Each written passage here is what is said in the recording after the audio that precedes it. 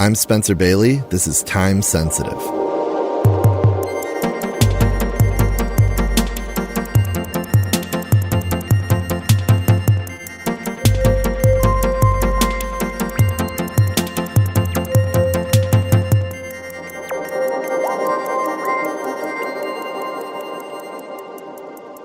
Hey everyone, for this week's episode, we ventured out of our Brooklyn studio to the Glass House in New Canaan, Connecticut, famously designed by Philip Johnson, completed in 1949 and celebrating its 75th anniversary this year. There, I got to sit down in the living room with none other than the Pulitzer Prize-winning architecture critic Paul Goldberger, who, relevant to this introduction, wrote Philip Johnson's obituary in the New York Times upon Johnson's death in 2005 at age 98. Paul is also the chair of the Glass House's Advisory Council, which, full disclosure, I recently became a member of. You can check out our timesensitive.fm website for photos from the day. I'd like to say here that this is the third episode we've recorded outside the studio at a place of note. To use an architectural term, I describe these recordings as site-specific. Last year, for the first time, I spoke with the theater director and playwright Robert Wilson at his archive room at the Watermill Center on Long Island. And then shortly after, I sat down with the architect and furniture maker Mira Nakashima in the Sanso Villa at the George Nakashima Woodworkers headquarters in New Hope, Pennsylvania. It's my hope that every once in a while we'll record an episode at a site as special and specific as these, and that the recordings that result will give you a profound sense of being there with us. Anyway, back to Paul. He's currently a contributing editor at Vanity Fair, and from 1997 to 2011, he served as the architecture critic of The New Yorker. Before that, he was a longtime architecture critic at The New York Times, where he began his career as a reporter in 1972, and where, in 1984, his criticism was awarded a Pulitzer Prize. He is the author of several books, including Building Art, The Life and Work of Frank Gehry, Why Architecture Matters, and Building Up and Tearing Down, Reflections on the Age of Architecture. And shameless plug here, he also wrote the foreword to the forthcoming book, Design, the Leading Hotels of the World, which will be published by Monticelli this December and which I oversaw as editor. This is all to say that we cover a lot of territory on this episode, from the Glass House to obituaries to luxury hotels. At one point, we even get into the architecture of cookies. Those who know me know how deeply interested in architecture and the built environment I am, and if there's anyone I can point to who paved the way for this life-altering interest, it's Paul. Early on in my New York media life, around 14 or 15 years ago, I went through what my brother called my Goldberger phase, reading everything by Paul that I could, which then naturally led to the writings of other architecture critics, including Ada Louise Huxtable. The truth is, I owe Paul a debt of gratitude for helping open up this obsession. This is the first time I've ever formally interviewed him, and I hope you enjoy it. Before we get into the episode, I'd first like to thank our Season 10 presenting sponsor, L'École, School of Jewelry Arts, which is supported by the Maison Van Cleef and Arpels. With permanent campuses in Paris, Hong Kong, Shanghai, and Dubai, as well as various traveling schools, L'École focuses on three primary areas: savoir-faire, the history of jewelry, and gemstones. Courses ranging from 2 to 4 hours long on subjects spanning art history and introductory jewelry making and gemology are taught by a group of 60-some teachers, art historians, gemologists, jewelers, and artisans, all of them experts in their fields. Among L'École's various courses are an introduction to the world of gemstones, a class on Art Nouveau jewels, a workshop on diamond grading, a guide to Japanese urushi lacquer techniques, and even a program titled From the Chef to the Master Jeweler, a full-day program involving a morning cooking class, a lunch and tasting of patisseries by François Perret, the pastry chef at the Ritz Paris, and in the afternoon, a lesson on jewelers' techniques. Also available are gift certificates to treat yourself or your loved ones, which range from 40 to 525 euros and can be used for in-person talks and courses at L'École's Paris campus.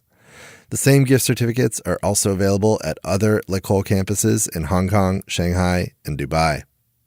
You can learn more about L'École's current and upcoming offerings or purchase a gift certificate at www.l'ecolevancleefarpels.com. That's www.lecolevancleefarpels.com. ColeVancleefarpels.com. And now, here's my conversation with Paul.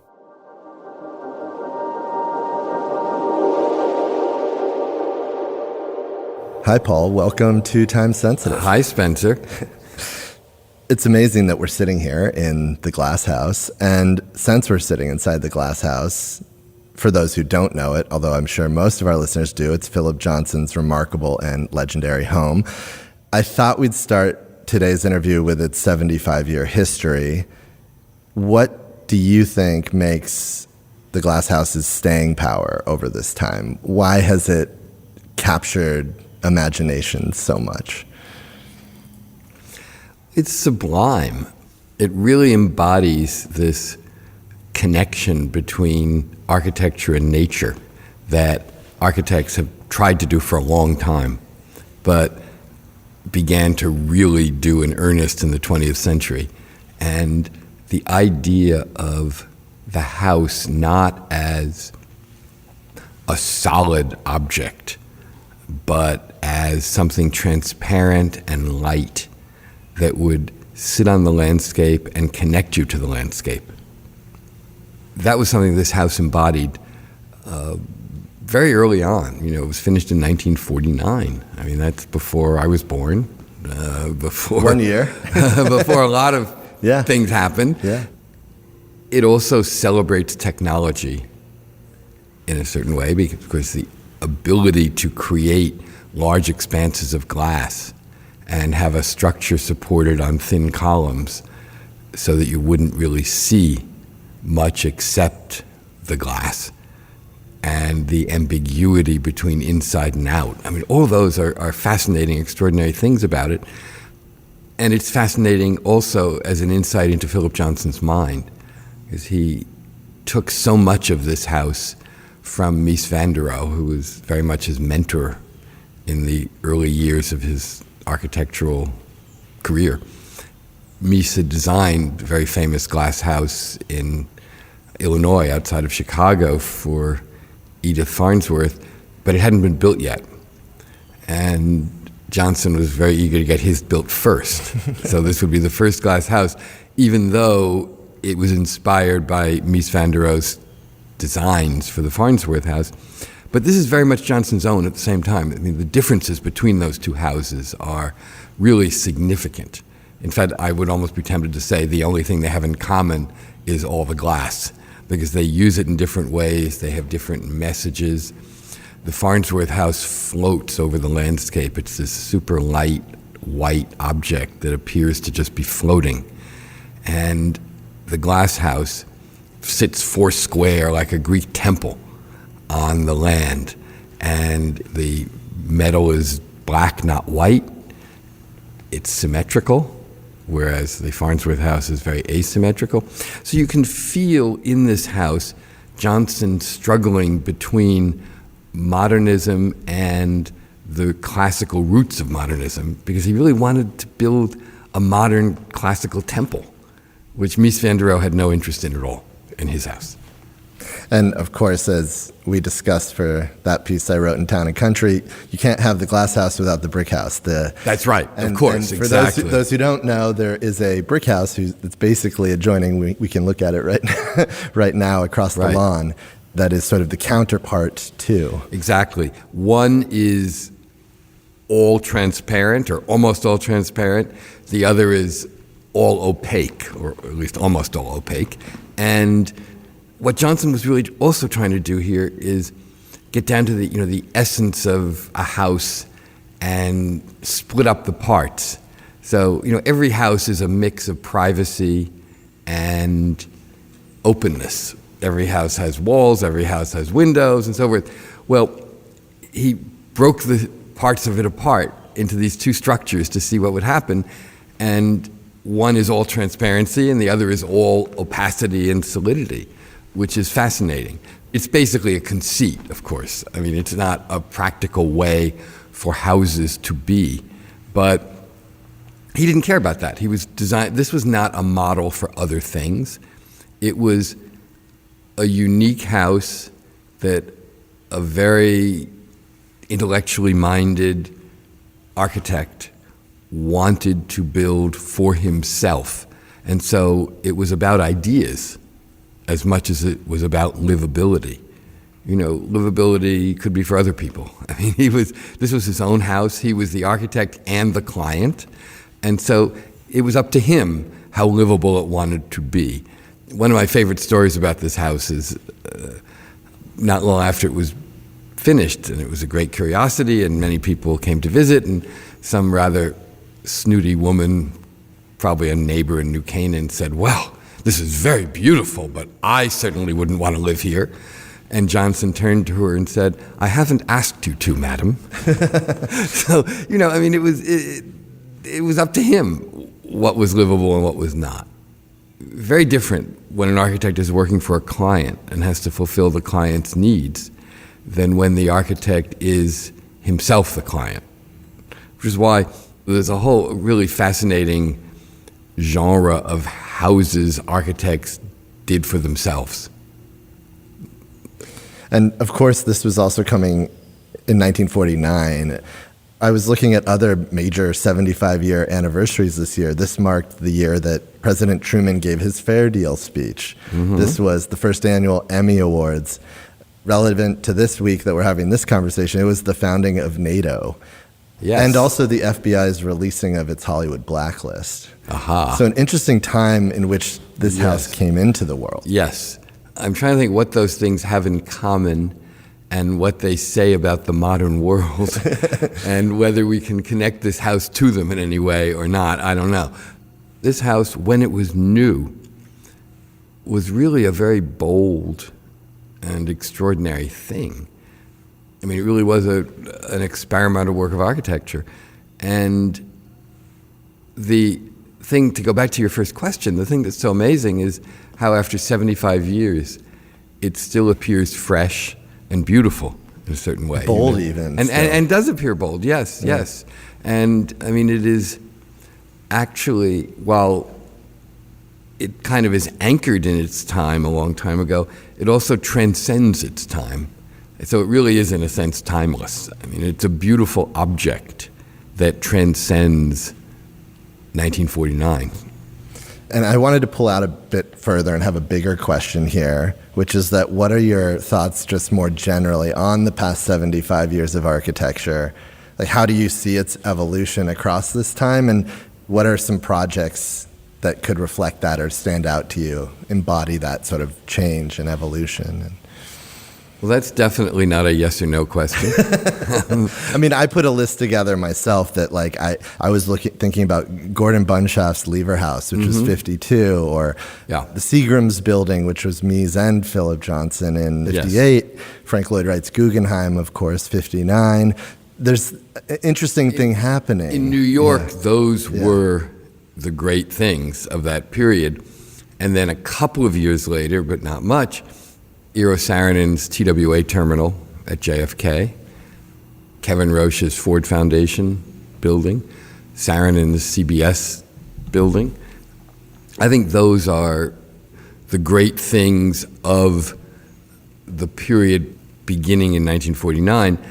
I mean, it was a critical period because America was on top of the world at that point, and New York was the critical city in it.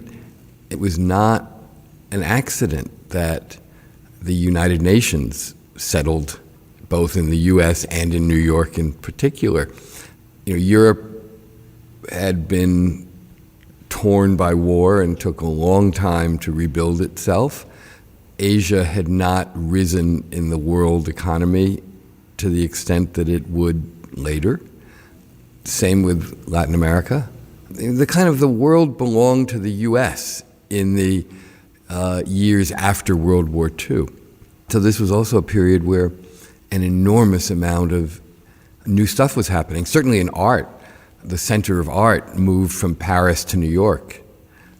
The rise of abstract expressionism was, essential to making New York feel like the most vibrant city in the world in that decade. It was an amazing time, I think. And so this house was poised to ride that wave, you could say, really. And I think it did. And it helped inspire, but was not solely responsible for. Let's not give Johnson too much credit but it helped inspire a whole wave of modern architecture here in New Canaan, Connecticut, too, in this town.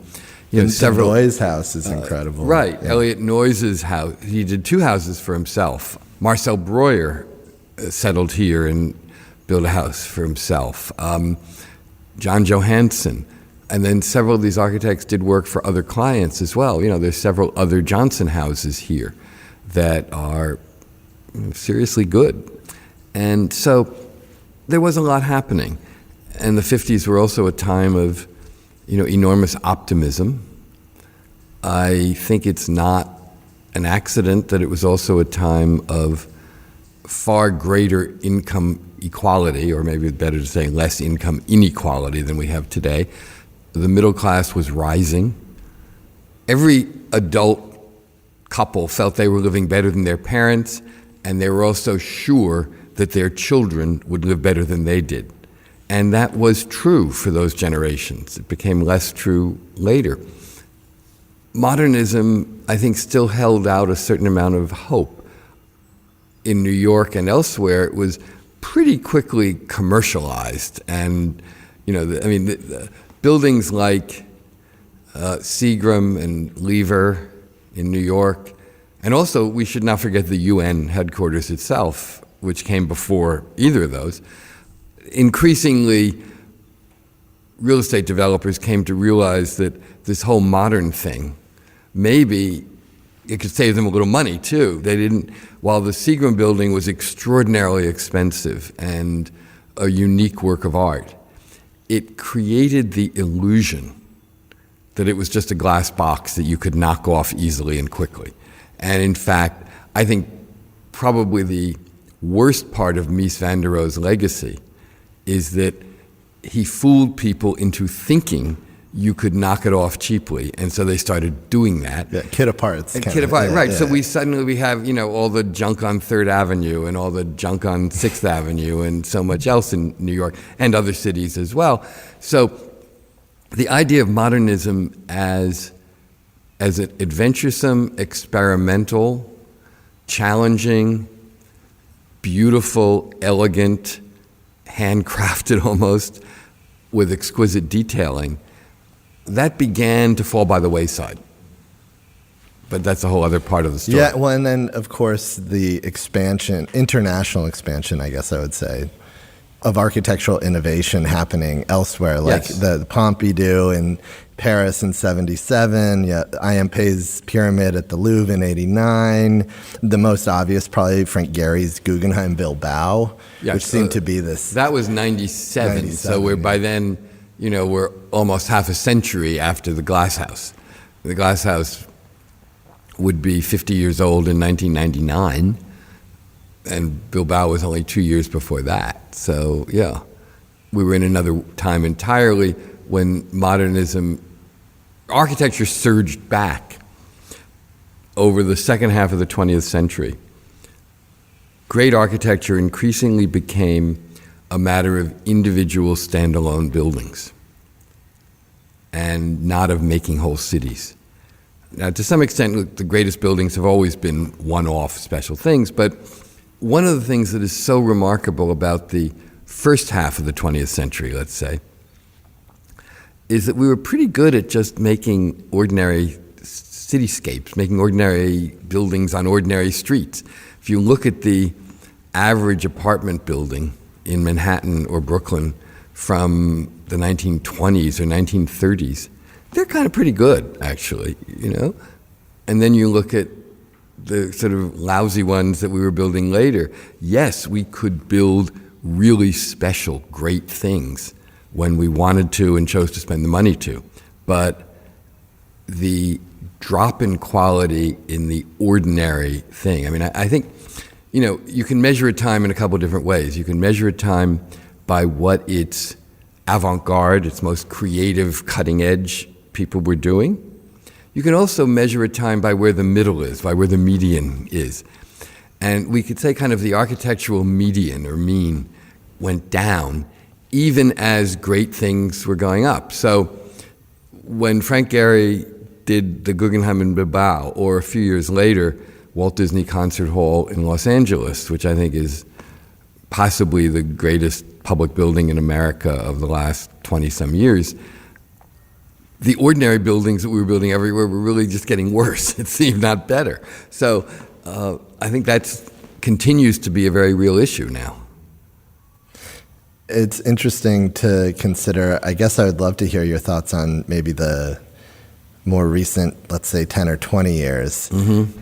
Well, we haven't fully even answered your question about the great things of 75 years ago either. Yeah. But I think the most important difference between 75 years ago in architecture and in all of culture and now is the loss of optimism that was felt then.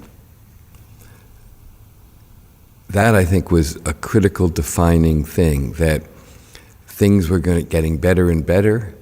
Everybody was living better.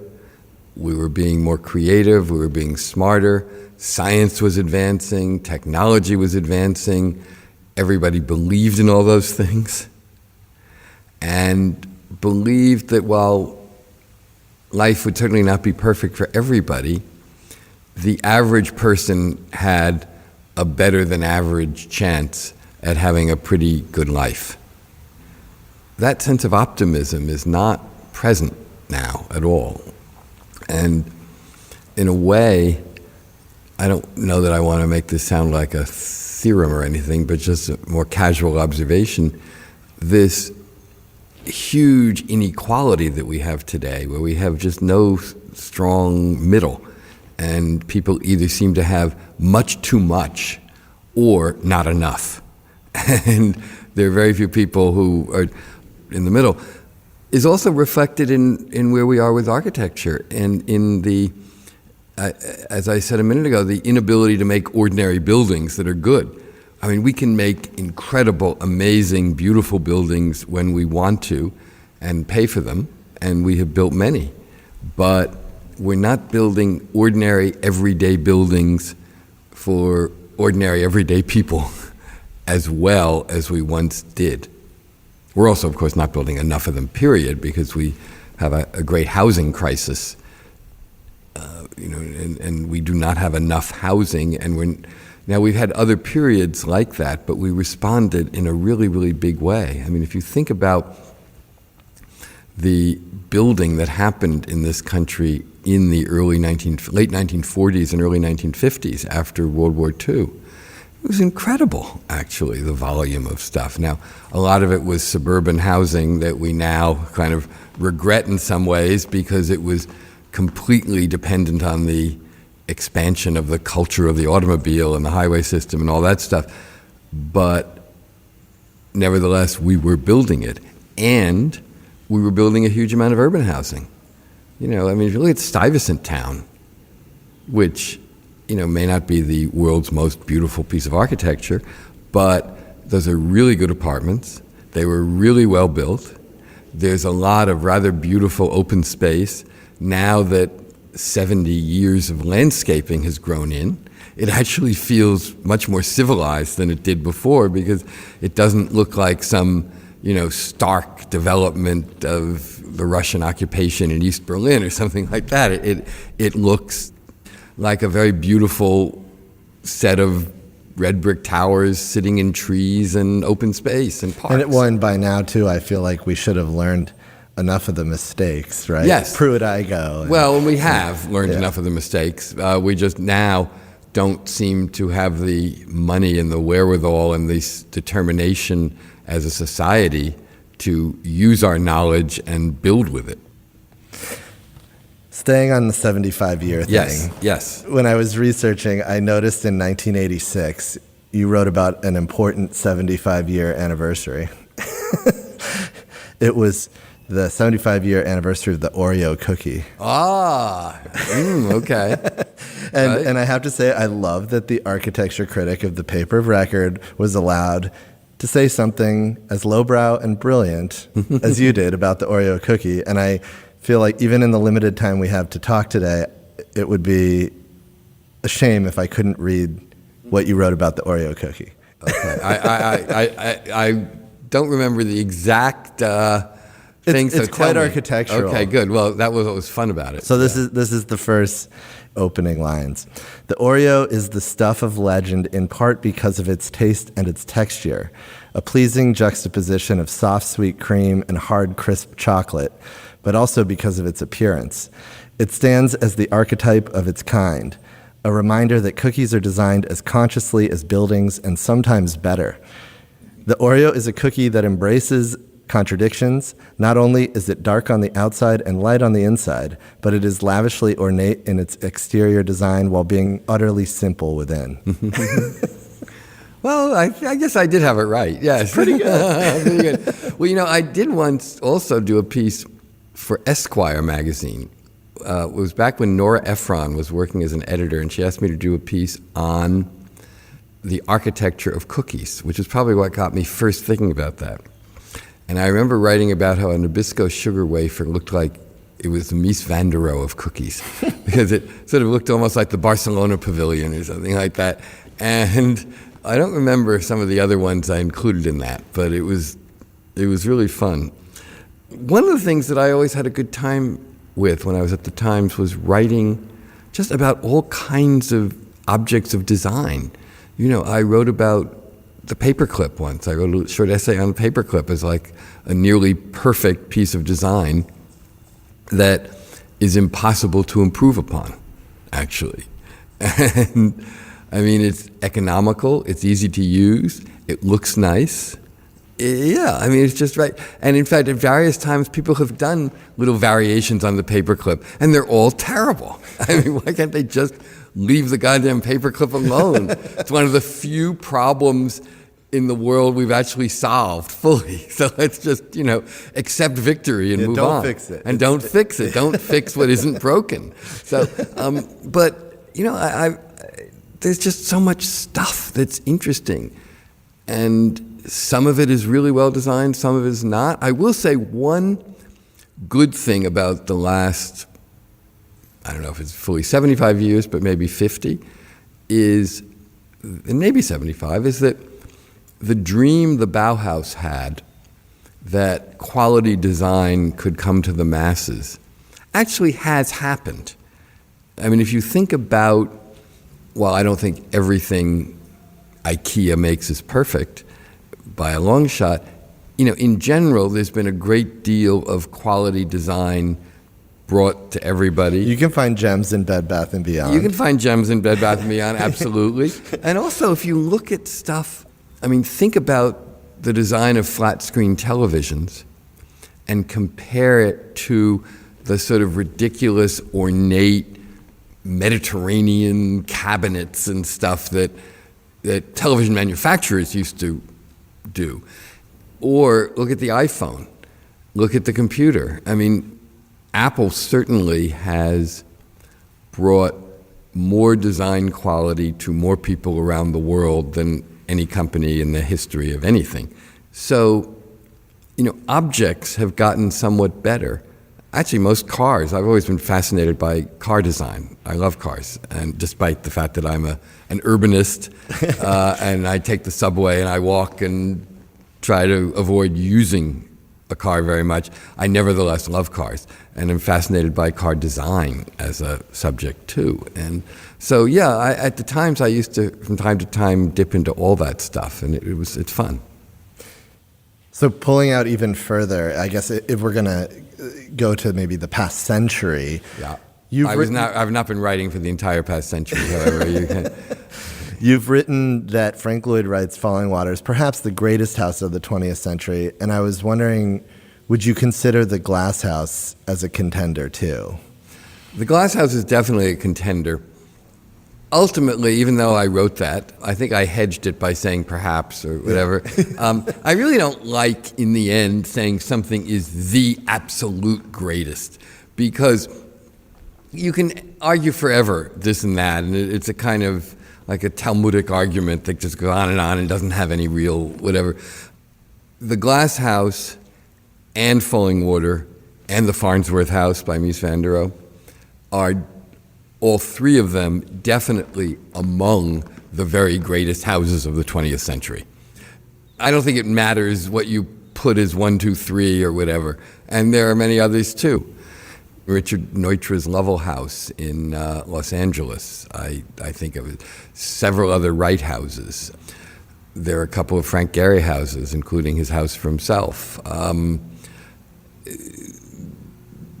Louis Kahn, who may have been the greatest architect of the mid-20th century,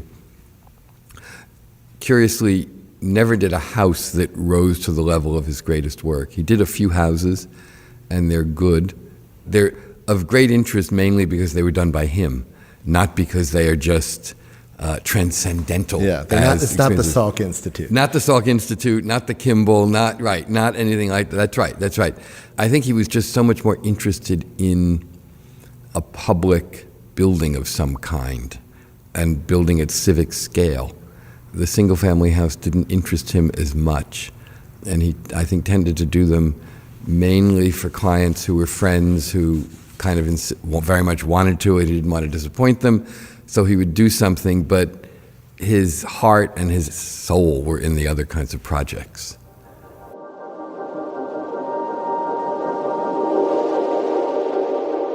Hey everyone, taking a quick break here to tell you a little bit about our Season 10 presenting sponsor, L'École School of Jewelry Arts, which is supported by the Maison Van Cleef and our pals. In addition to its courses, lectures, publications, and other programming, L'École also has a new podcast called Voice of Jewels, which draws on knowledge from its lecturers, researchers, and other experts to uncover the stories and secrets behind history's most fascinating jewels.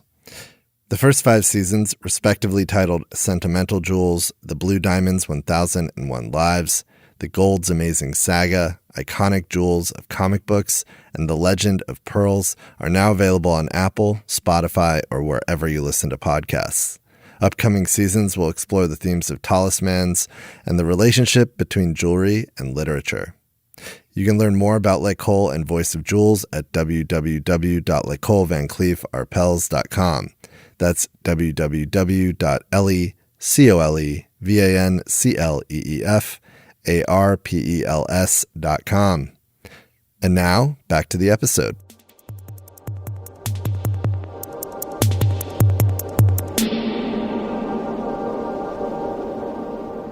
So I want to turn this conversation here to obituaries. Maybe not okay. not a funny I hope subject, not. But Mine are yours. But yeah. Okay. Well, you've written a lot of them over the years, including Philip Johnson's. Yes. And in 1974, then a newly minted architecture critic at the Times, you were assigned to write Louis Kahn's obituary. That's correct. And Kahn famously died in the men's room at Penn Station in New York. Right. Over the years, you've also written obituaries about Louis Baudouin, Rayner Banham, Gordon Bunshaft, more recently Kevin Roche and I.M. Pei. So what has writing obits taught you about time and about the lives of architects? And in the case of Banham, the life of an architecture critic. Right. Writing obits is a really interesting exercise. I should first say that most of these, other than the Kahn, were done in advance and not on deadline. Yeah, they're sitting in the Times morgue, right? Right, exactly. I mean, the Times has always had, as a matter of policy, tried to write advance obituaries about prominent people on the theory that the appropriate obituary is just going to be too long and take too much research to get something appropriate and adequate in under deadline pressure. But every now and then there are mistakes or things fall through the cracks. And there had never been an obituary prepared for Louis Kahn. And of course, he died suddenly. And so I was asked to, I remember they found me, I was swimming in the Yale Club swimming pool. And I got an emergency call to come back to the office. And I did, and spent the night, right? I mean, that was back before computers, before anything. And I was sitting on a typewriter pounding out things, and a copy boy would take each sheet and run to the copy desk as it was finished. It was really, like something out of the front page, out of those old newspaper movies and stuff. The others were able to be a little bit more considered. I think, over time. I worked on some of them well in advance, others later. 'Cause years after I left the Times, they would call me and ask me to do them. Your question is interesting about what does it teach you about the lives. I think a couple of things. One is that it forces you to look, as with any life, at the whole of it. Now, architects are unusual because so many of them live very long. I don't know why that is, but it just seems to be. And it's a slow career to develop. Very few architects are famous and do important work in their 30s. And many of them, like Frank Gehry, who is still active at 95. Frank Lloyd Wright died at 92, still working. Niemeyer lived to 104 and was working until pretty close to the end. But some people do fade away a little bit, or, as with, say, Paul Rudolph, fall very much out of fashion. So you need to look at the career as a whole. That's one thing, and the arc of it, and trying to balance the life and the work, which is, of course, an issue for every artist, but also an issue when writing about an artist, because an obituary is technically a little story of a life, not just a commentary on the work. And figure out, what is the essential thing, what really mattered, and combining the life story and the evaluation of the work and so forth. So it's a really interesting challenge as a form to do. What does it teach me about architects? Well, they do, as I said, they do tend to live long. There are relatively few who have died young. Handful, but not many prominent ones. Zaha Hadid died at 65, very much in the height of her career and rather suddenly.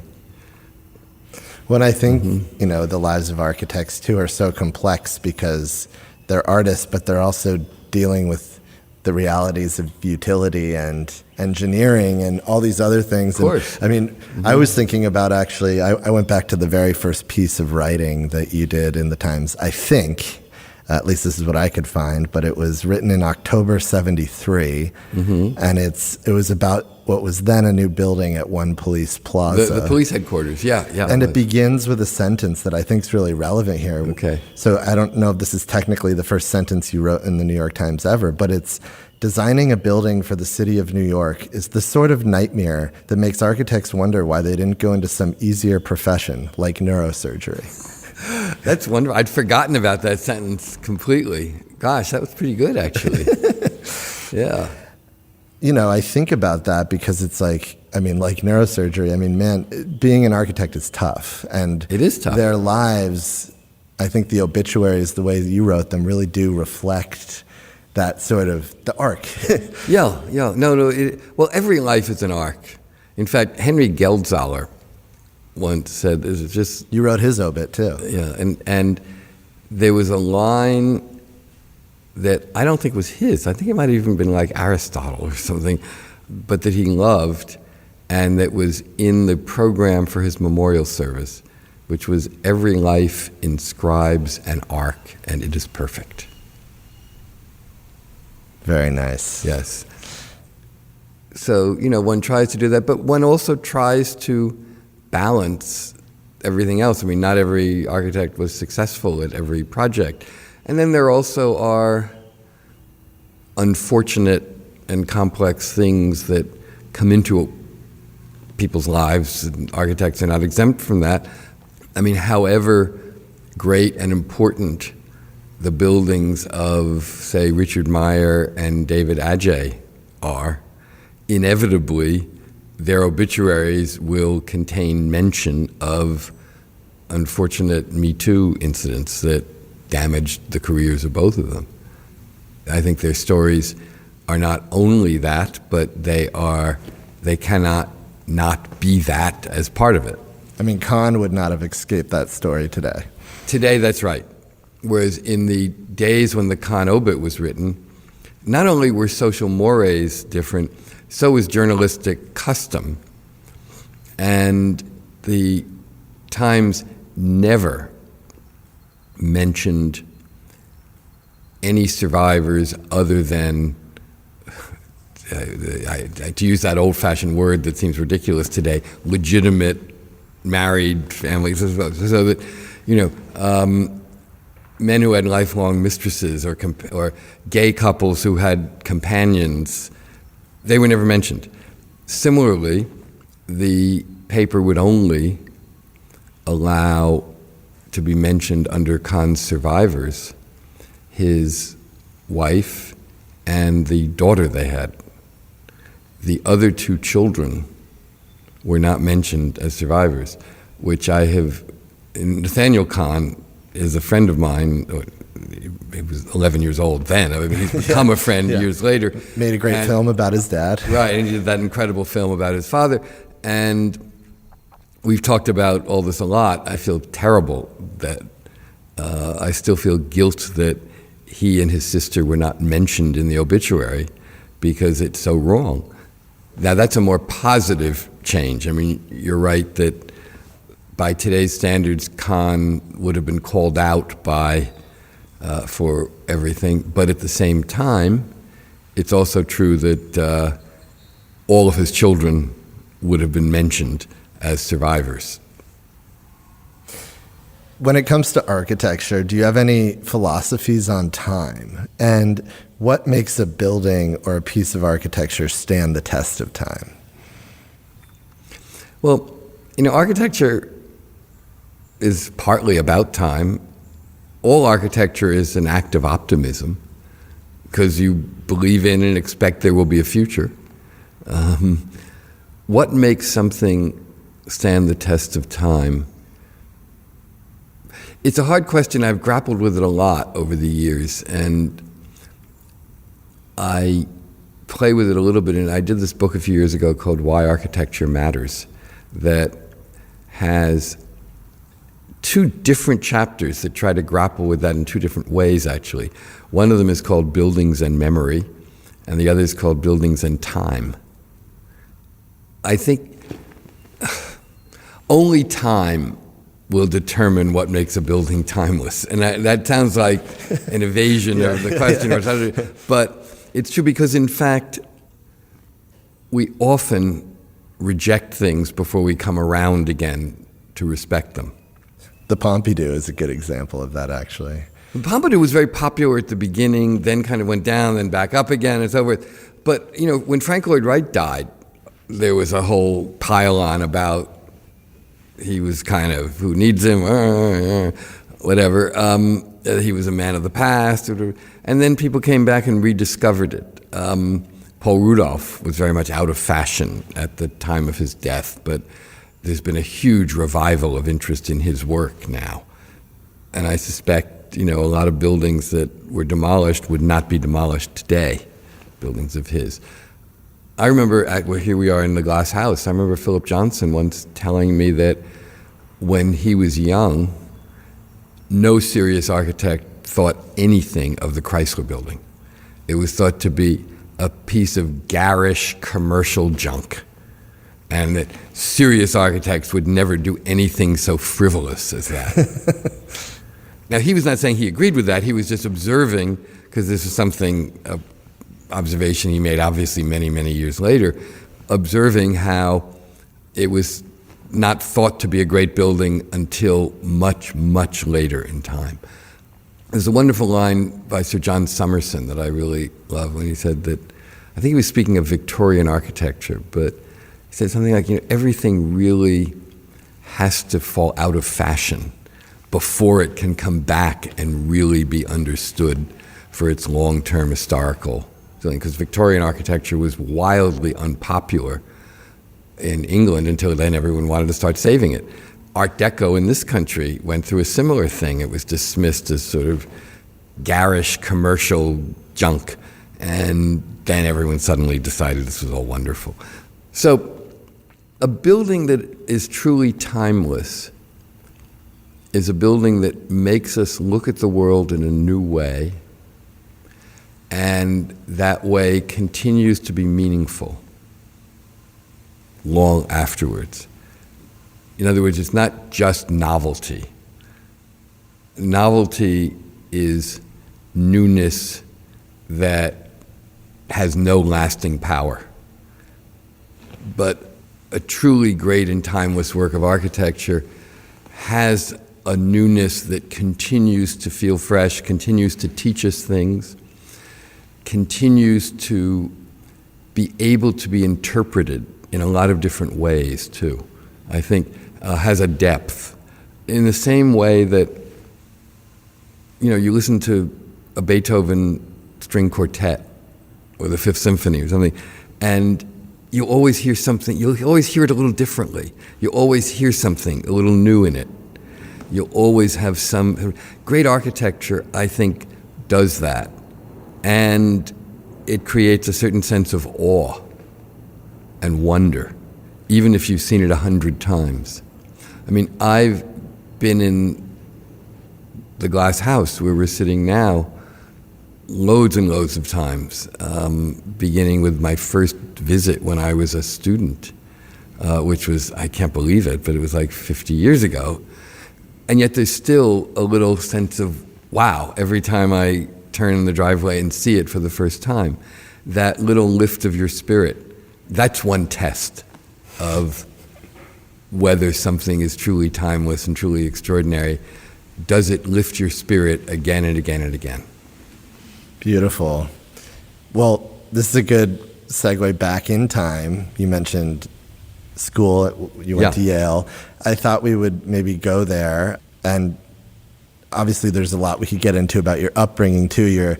Your parents who were both teachers, you grew up in New Jersey, one of three. There's a great line from a piece in the Times that you noted. Back when I was a 10-year-old architecture critic, there wasn't much to do except play with blocks.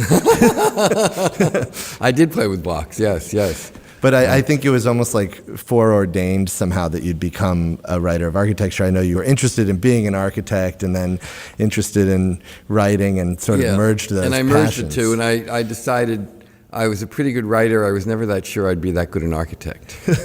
And I at some point I decided probably the world had enough second-rate architects. It didn't need another. But I could be a first-rate writer. And Vincent Scully, who was such a pivotal figure for you and so many others. Yes, You've absolutely. written and spoken so much about him, so I don't know that we have to go into too much detail, but I was curious to hear about your time with him, how you think about the time you got to spend with him. Well, it was great. I was an incredible privilege. It's one of the reasons I was so glad I went to Yale, because I had the opportunity to work as a mentor, one of the great architecture historians of all time, and I was an undergraduate, but I worked with him as if I were a graduate student, and that was fantastic. It was actually through Scully that I met Philip Johnson originally, in fact, and got an invitation to come to the Glass House for the first time. Yeah, full circle. Exactly. And you've also noted the influence of Lewis Mumford's writing.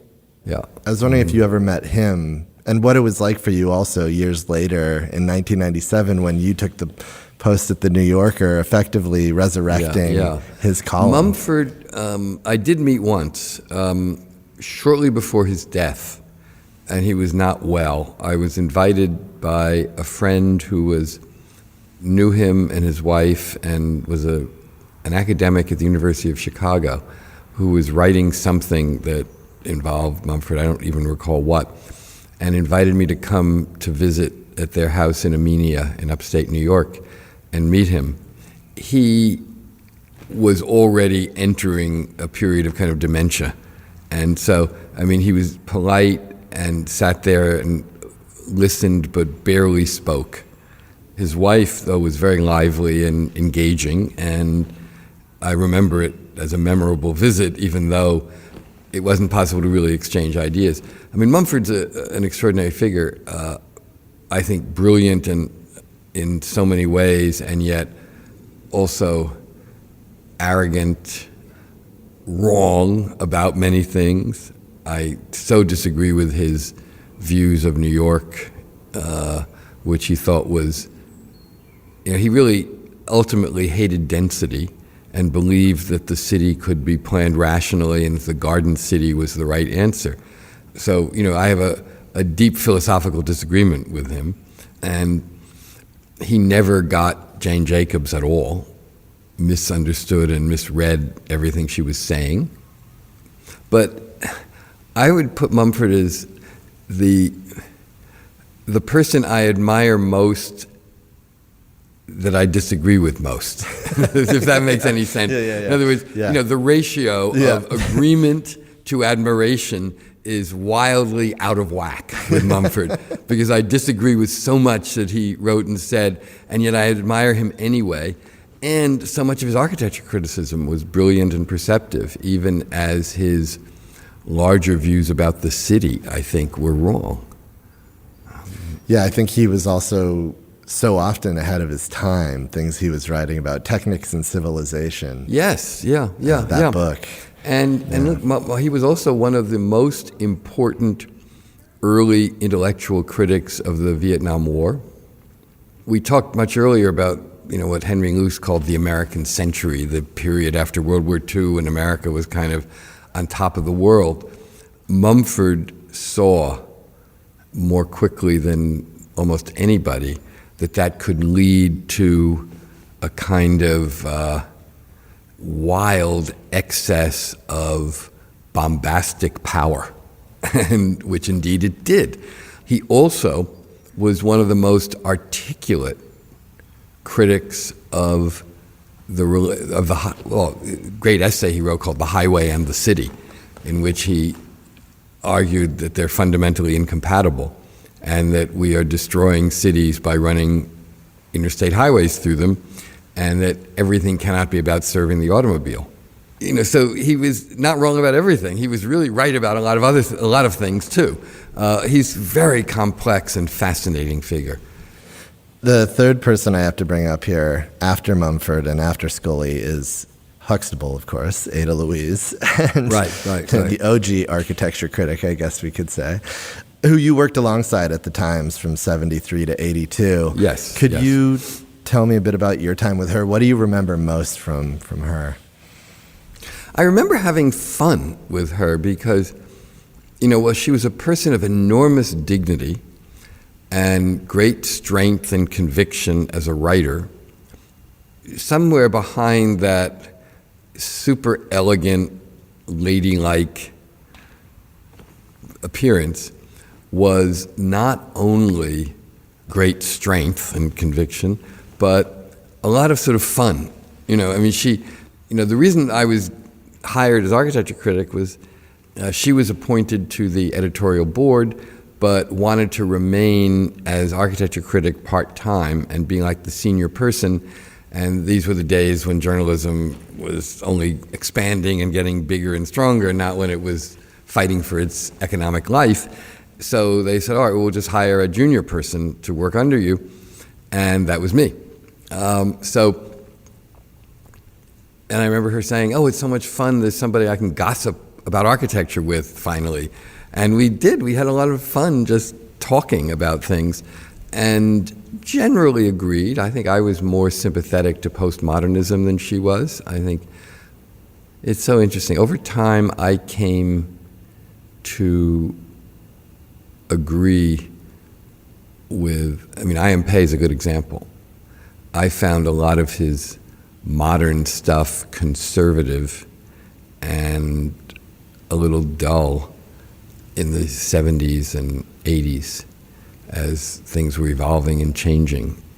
As the years went on, actually a lot of it looked better and better over time, and I.M. Pei is very lucky he lived to 102 because he really did kind of live to a point where his work was really widely admired after maybe having a dip at a certain point. So we mostly agreed. We didn't always agree, but it was fun to work with her. And then the other part that I really treasure even more is knowing her late in life when, she did that wonderful stint as architecture critic of the Wall Street Journal in the last few years of her life, when she was convinced to go back and do journalism again after doing other things and writing books and so forth, and did some wonderful, wonderful pieces.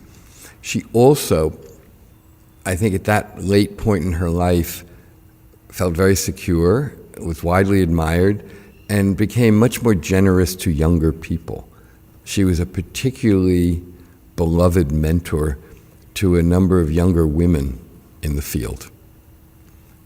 That was something that would not have happened earlier.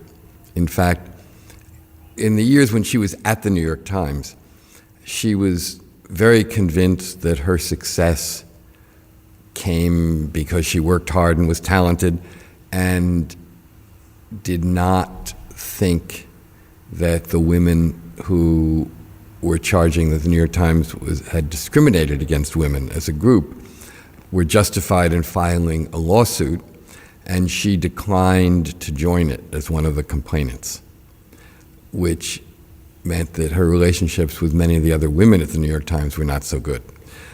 Late in life, I don't know, I never asked her if she changed her mind about that, but I did observe that she became very, very generous to a lot of women, some of whom really feel that they owe their careers to mentorship from her, or so it's interesting, you know.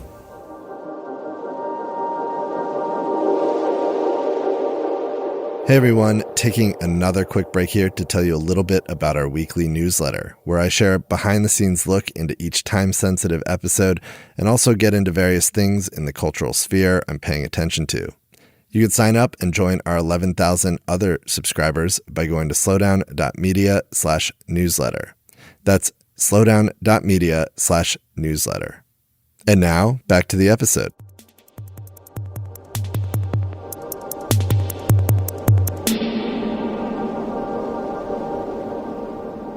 So we'll stay on the Times for a bit. And I have to say, you know, prepping for this, it's hard because you've written so much.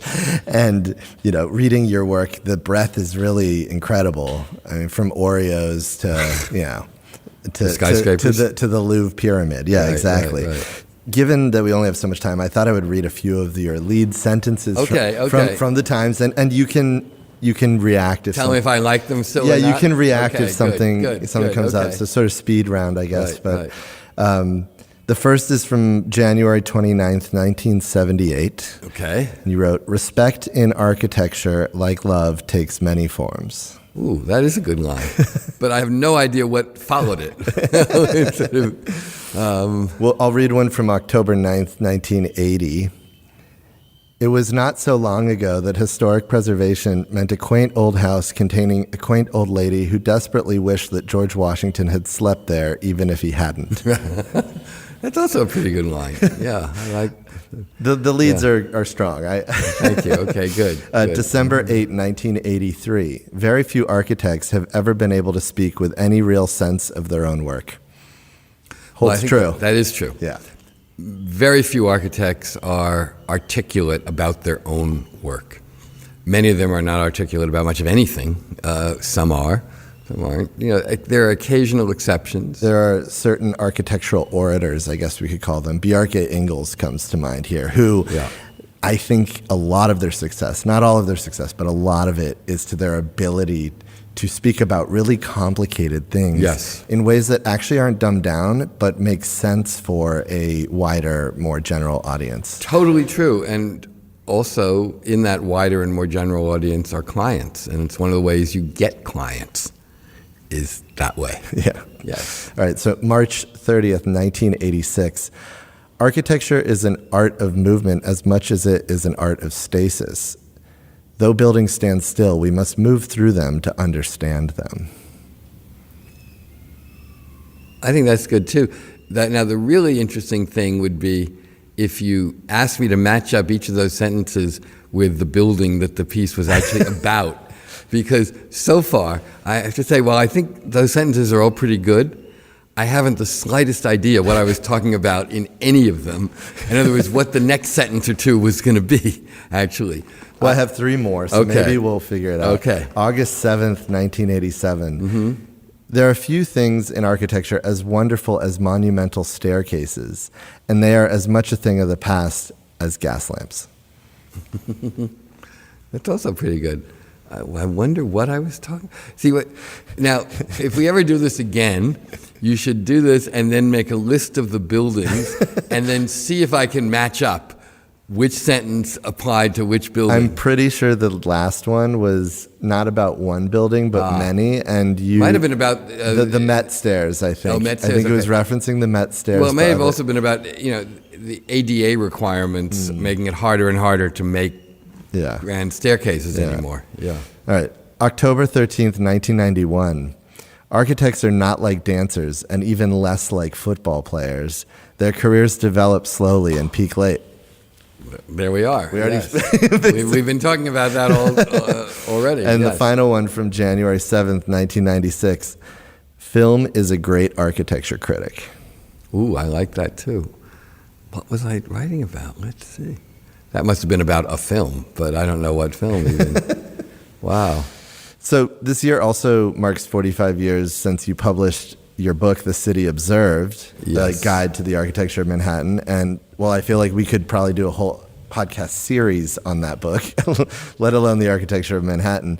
I wanted to bring up your writing on Minoru Yamasaki's World Trade Center building. Yes. In that book in particular, because you do compliment a few things about it, but you also call the Twin Towers pretentious and arrogant. Right. And, quote, boring, so utterly banal as to be unworthy of the headquarters of a bank in Omaha. Right. I remember that. And you also noted, in a strange foreshadowing almost, that the towers were, quote, an occasion to mourn. Yeah, what I was thinking of then, of course, was not imagining ever that what happened would happen. It was more thinking that, are we ever going to do anything as big and ambitious? And boy, did we blow it, And of all situations in which we should have done something better and could have done something better, that we could only come up with this. I think that was what I meant to say there, or what I was trying to say. Yeah. And you've written so much about that site since, a book. Well, and it's interesting that you bring up City Observed, which has always been one of my favorite things that I've ever done. And I always hoped I would do a new edition of it. And of course, with every passing year, there's even more work to do, a new edition, because more has changed, more has been built, and so forth. And I still fantasize about that. It was my very first book. Maybe it'll be my last book someday. 2029, 50th anniversary edition. 50th anniversary edition. Maybe I should do that, 50th anniversary edition, yeah. Publishers, you heard it here first. Right, okay. Well, the introduction to that book is also so incredible. Thank you. I think it's a really beautiful testament to your love of New York, but also you reference in it an essay that I wasn't familiar with, which is E.B. White's Here is New York. Oh, yes. Calling it the finest single commentary on the city in our time. So I went ahead and read it in preparation for this, and I have to just encourage all the listeners to go find this essay, read it. It is a really remarkable piece of writing. It is a really remarkable essay, and it goes back to actually around when the Glass House was built. I mean, I think it was published in 1949 or 50 in Holiday Magazine originally. Commissioned by his stepson, Roger Angell. Right, who later wrote an introduction to it when it was reprinted as a standalone book. And it's a classic thing. That too is timeless, even though it's rooted in certain things about New York then that are very, very different. Nevertheless, as you just experienced, you can read it now and still feel it's speaking to you in a meaningful way. A lot of it is because it's about feelings and emotions about the city. It's not just physical descriptions of things that are gone. And it's also a lot of it about time and experiencing time in a city. But in the same way that, if an essay that was written in the 19th century that talked all about the horse dung on the streets and the clip-clop of the carriages would make you feel not like you were reading something that spoke to you today. But this one does. It's not It's like what you were saying about what makes a building stand the test of time. I would say the same is almost true of a piece of writing. Yes. And in this case, this is very much so. I felt awe reading totally. this. I do too. And also, like a great piece of architecture, every time I go back to that E.B. White essay, I see something I didn't notice before, or didn't remember, or maybe I think of it in a new way, or something like that. It's another gift that keeps on giving, and that's wonderful. But, I do want to do a new City Observed, because I think that, everything I was trying to say then is true, but so much else is also true. And so much has changed, and so many things have not changed. Yeah.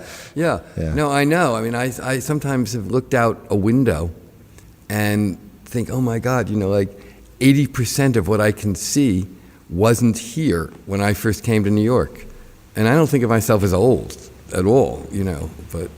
Before we finish, I wanted to bring up the subject of hotels. Sure. This will probably seem random to the listeners, but there is a news hook here. You wrote this beautiful foreword to a forthcoming Monticelli book, Design the Leading Hotels of the World, that I happen to edit. And you've also written about hotels quite a bit over the years. Just looking at your pieces in the Times alone, I found writing about the Palace Hotel, the 42nd Street Grand Hyatt, the Marriott Marquis Hotel in Times Square, the Four Seasons on 57th Street, and even the Tawaraya Ryokan in Kyoto. And you've done text for 2 Ian Schrager books. So, well, you've found everything. What do you make of all this hotel writing over the years, and how do you think about hotels from, I guess, an architectural critic? I also wrote a piece you didn't mention in The New Yorker about the Westin, I think it is, the hotel. I remember that. The hotel that Architectonica did at 43rd and 8th that had the headline, "Is this the ugliest building in New York?" A building I really did not like at all. I think I just love hotels. I love how they represent this amazing sort of meeting point of fantasy and reality. You have to be comfortable, which is reality, and they have to serve a lot of practical needs. You'll hate a hotel if the things don't work, but they should also transport you to another place, figuratively as well as literally, and play into a sense of fantasy and connect to where you are in some meaningful way and not feel as if you could be anywhere.